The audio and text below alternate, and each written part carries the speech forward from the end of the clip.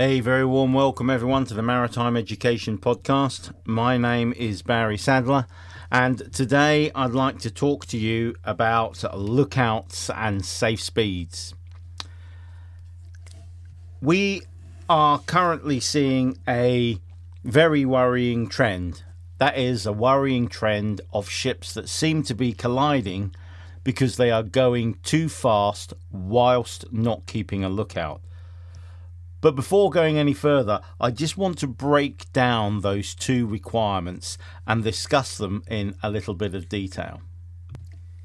First of all, let's talk about keeping a lookout. Now, breaking the rules when it comes to keeping a lookout is something that will always result in there being an incident. At the very least, every vessel that is proceeding on passage should be keeping a lookout. Every vessel at anchor should be keeping a lookout.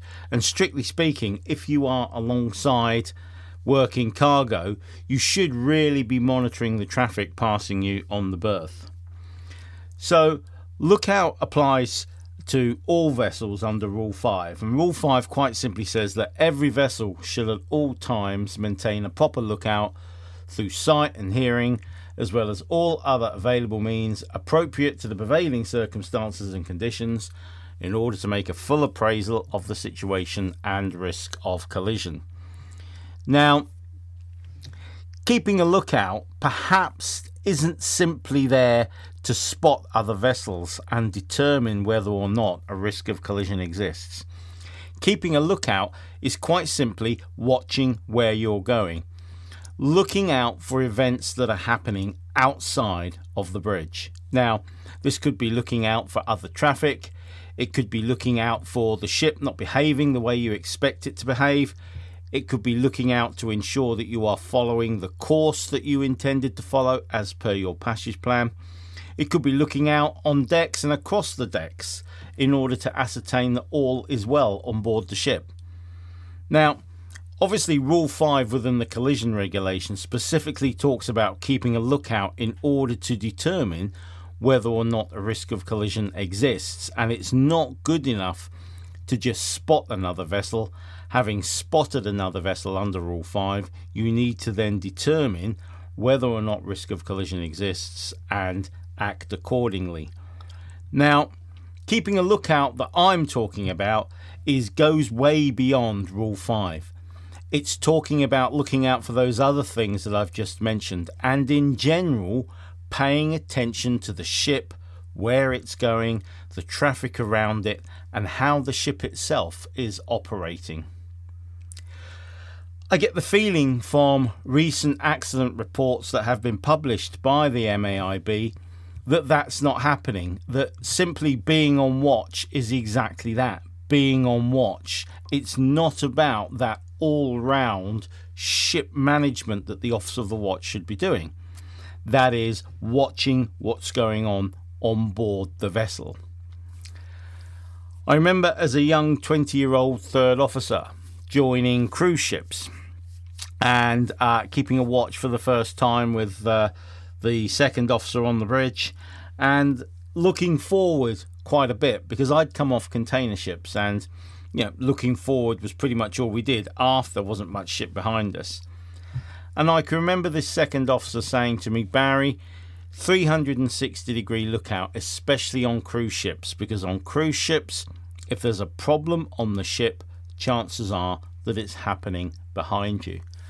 And so I was taught from a very early stage in my career, very, very important to keep that 360-degree lookout. Not just for vessels, so, overtaking vessels approaching from abaft the beam, perhaps outside of our periphery vision if we're constantly looking ahead, but looking astern on a cruise ship, because if there was a problem, the problem was going to be astern of the bridge. So, lookout, Rule 5, is just the start of keeping a lookout. Keeping a lookout means watching for everything, not just traffic, watching to ensure that the ship is operating in a safe manner. Some might say, well, Barry, that's the keeping of a safe navigational watch, and I agree to a certain extent, it certainly is.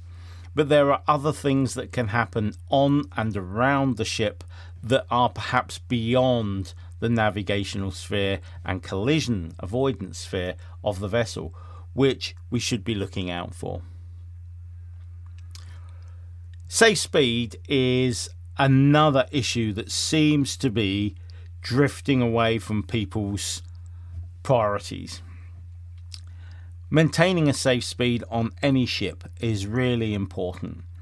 It is particularly important when the visibility starts to drop, and too often I see as a pilot in very, very dense visibility other vessels doing excessive speeds where they would have been unable to take any effective action to avoid collision, or, as Rule 6 says, be stopped anywhere near a distance appropriate to the prevailing circumstances and conditions.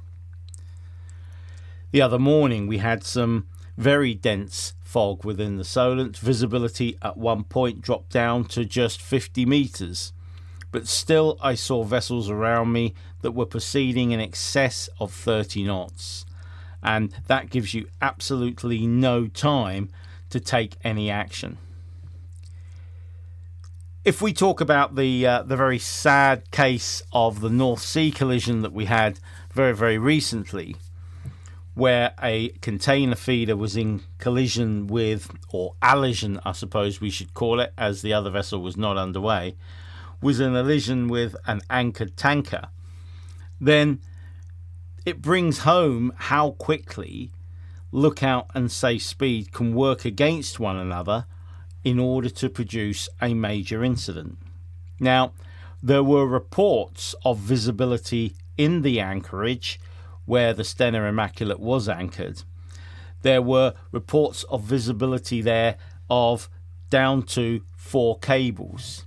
Now, 4 cables is not a lot of visibility whatsoever.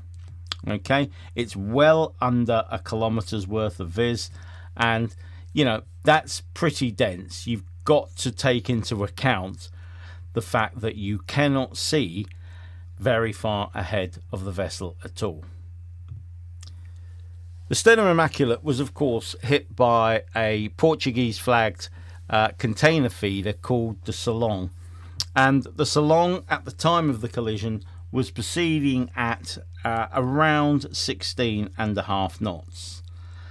Now, at 16.5 knots, 4 cables of visibility as described within that anchorage would only be covered in 1.4 minutes. So let me just reiterate that again. 4 cables at 16.5 knots is 1.4 minutes. That's 84 seconds. So if you are not keeping a proper lookout using all available means, and you're quite simply staring out of the bridge window, then when you see that vessel break through the fog at 4 cables, you've got 84 seconds to do something about it. 84 seconds to, 1, let it sink in. That's going to take 10 seconds for you to actually say to yourself, is that something I can see in the fog? Is that something right ahead of me? Oh my word, yes it is. You might then go to the radar and measure the range off the radar to see how far that target is in front of you. That's another 20 seconds gone. So we've already wasted 34 seconds of our 84 seconds of seeing the other vessel. We're now down to 50 seconds to do something. We suddenly realise the ship's ahead of us is at anchor. It's stopped. We've got to have to do something about it pretty quick. Now, we're only 50 seconds away by this time. We are under a minute from collision. So we have now got to do something fairly dramatic. We have got to engage hand steering, put the helm over, and try and turn the ship. So engaging hand steering is going to take you perhaps another 10 seconds to do. So we're going to be down to 40 seconds. Which way shall I turn, port or starboard? It's probably better if I go to port. There's another 10 seconds. So we are now down to 30 seconds before collision when the helm is put on. 30 seconds at 16.5 knots is only 250 metres to make an alteration of course. The Solong was a 140 metre container ship. 250 metres at 16.5 knots is going to make it very, very tight to take action, even if we started to turn immediately that we applied the helm, which again, unlikely with the ship going along at such a pace.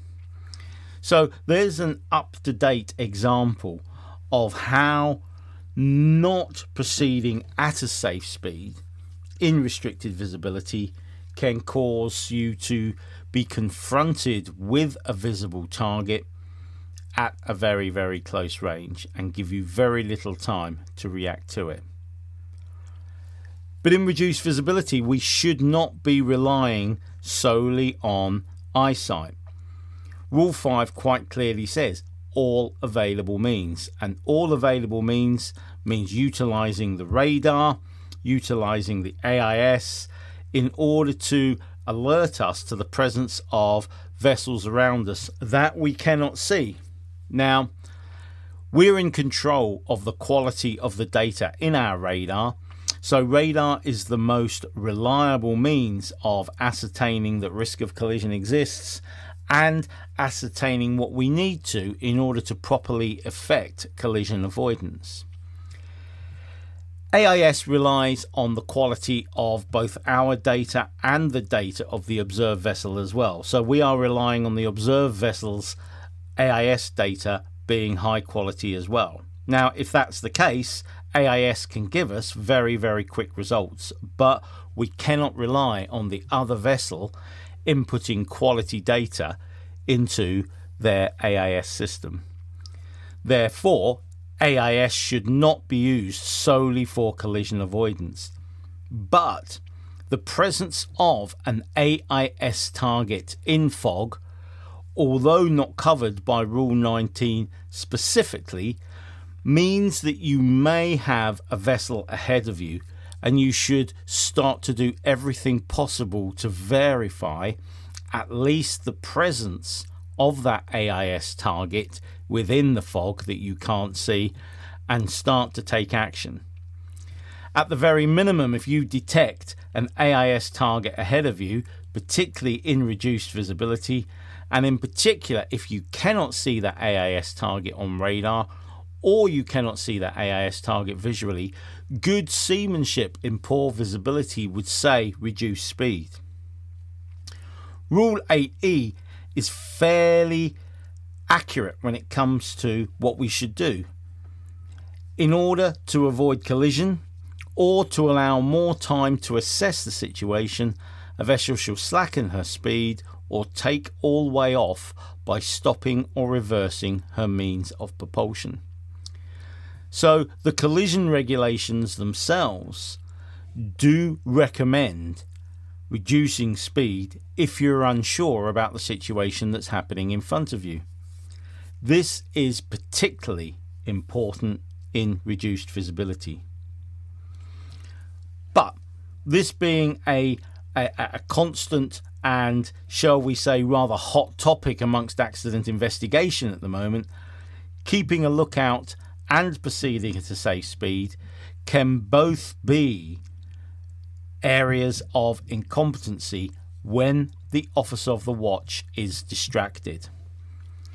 Now, the MAIB wrote a report on a very sad case that happened in the Baltic Sea of a collision between a ship called the Scott Carrier and the Karen Harsh. Now, I'm not going to get into the who's and whys and whats of that collision, but once again, keeping of a safe lookout was one of the prime reasons why the collision happened.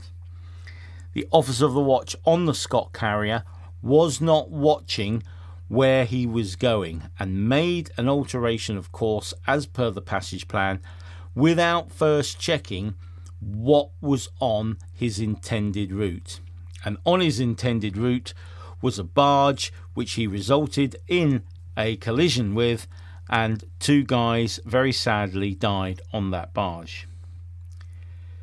The officer of the watch on the Scott carrier, it was proven afterwards, was operating a watch whilst in a chat room on a tablet.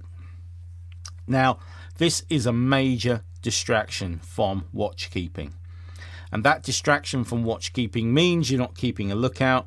It means you're not going at a safe speed as well, because you are not constantly assessing the situation that defines what safe speed is.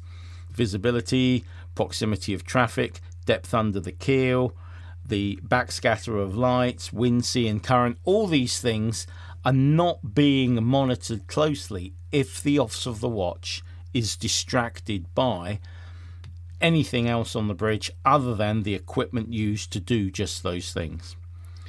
So the Scott carrier incident highlights the fact that having devices on the bridge can distract the officer of the watch to the extent where Rule 5, keeping a lookout, and therefore Rule 6, safe speed, are not properly implemented. I don't want to speculate what happened in the North Sea.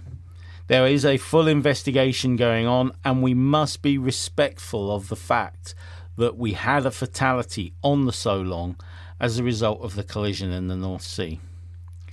However, the proximity of the Solong to the coastline indicates that a mobile signal was easily obtained, and the possibility that devices, as innocuous as they may have appeared to be, may have alerted the officer of the watch to an incoming message, an incoming phone call or incoming email at a critical point during the voyage, at a point where that officer should have been monitoring the radar in restricted visibility and looking out for ships ahead of him. When we talk about the collision regulations, we tend to delve sometimes very, very deep into the whys and whats of the actual action that must be taken once risk of collision has developed, and the responsibilities between the various vessels, giving way, standing on, will all come out in the technical steering and sailing rules within the collision regulations.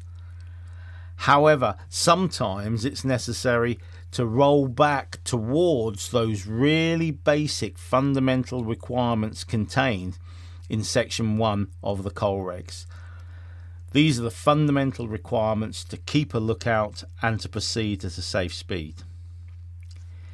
If you're not concentrating on the watch, if you're not concentrating on the ship, where it's going, the other vessels around it, the operation of the vessel, then you lose, if you like, contact with the ship.